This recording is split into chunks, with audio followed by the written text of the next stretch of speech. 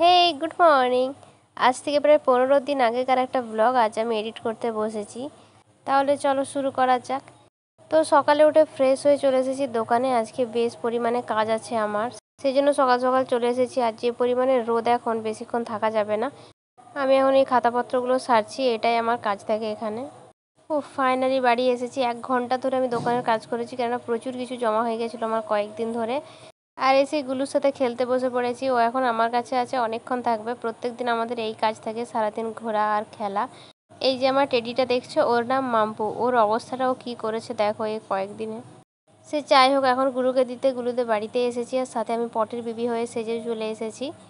আসলে ব্যাপারটা হচ্ছে আমি কয়েকটা রিলস বানাবো বলে এখানে এসেছি। চলো তাহলে ভিডিওগুলো বানিয়ে ফেলি, তোমরা ভিডিওগুলো আমার শর্টসে দেখতে পেয়ে যাবে।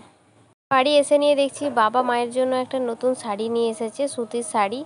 আমার বাবা মোটামুটি মায়ের জন্য এটা না ওটা আনতেই থাকে। আমাদের অবশ্য ছোটোবেলায় এনে দিত, এখন আমরা নিজেরাই কিনে নিই। আর আমার মাকে বাবাই সমস্ত কিছু এনে দেয়, কেননা বাবার ওপর মায়ের প্রচুর ভরসা। বাবার চয়েসেই মা জিনিস কেনে। আবার বসে পড়েছি স্নান টান করে, দোকানের একটু কাজ সারতে। কয়েকটা চালান এখন এলো, আমি এগুলো একটু মিলিয়ে নিচ্ছি। এখন আমাদের সিজন পড়ে গেছে দোকানে, তাই একটু বেশি চাপ। দুপুরে একটা লম্বা ভাত ঘুম দিয়ে ওঠার পরে দেখছি বাইরেটা ছিল এইরকম। রাত্রে ঘুমটা ভালো হবে এই ভেবে বেশ মজায় মজায় ছিলাম। ও মা, দেখছি একটু পরে বৃষ্টি আবার থেমেও গেল। এখন একটু বেরিয়েছি মোমো খেতে। রাস্তার অবস্থা দেখো, এই দিকটাতে খুবই অল্প পরিমাণে বৃষ্টি হয়েছে, যেটা শুকনো হয়ে গেছে। এখন যাচ্ছি মোমো খেতে।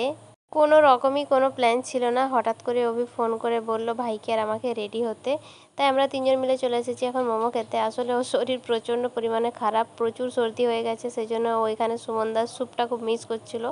সেই জন্য হঠাৎ প্ল্যান করে চলে এলাম। এই যে এখন ওরা যাচ্ছে, সামনে তো ক্যামেরা করতে দেবে না আমাকে, সেই জন্য আমি পিছনে একটু ক্লিপগুলো নিলাম। আর এমনিতেও জানো তো, মোমো আমি আগে একদম পছন্দ করতাম না, কিন্তু এখন সপ্তাহে 2 দিন করে আমার মোমো লাগবেই লাগবে। মানে এই মোমোটা এত পছন্দের হয়ে গেছে। এখন আপাতত 3 প্লেট নিয়েছি, শেষ অবধি তোমরা দেখতে থাকো কত প্লেট হয়। আমার অবস্থা খুব বিধ্বস্ত গরমে।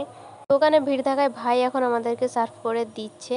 আর এই ঠান্ডা লাগা সর্দির মুখে যে স্যুপটা কি ভালো লাগে, এসে তোমাদেরকে আর কি বলবো। এই টানেই অভি এত দূর থেকে চলে এসেছে। আর এইদিকে দেখো, এরকম রাত্রেবেলা খোলা আকাশের নিচে এরকম বাতাস দিচ্ছে, কি যে দারুণ লাগছিল আর কি বলবো তোমাদেরকে। জায়গাটাও খুব শান্ত নিরিবিলি। এদিকে আমাদের খাওয়া দাওয়া প্রায় কমপ্লিট। 3 জনে খেয়েছি 4 প্লেট স্যুপ আর 6 প্লেট মোমো। তার মধ্যে আমি খেয়েছি মাত্র 1 প্লেট, আর বাকি 5 প্লেট ওরা 2 জনে খেয়েছে।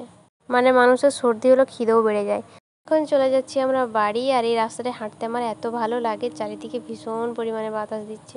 আমাদেরকে বাড়িতে পৌঁছে দিয়ে অভি ওদিকে বাড়ি চলে গেছে, আর মা এদিকে করছে লুচি। এদিকে আবার বৃষ্টিও শুরু হয়ে গেছে। মাকে বলেছিলাম যদি বৃষ্টি হয় যেন লুচি করে।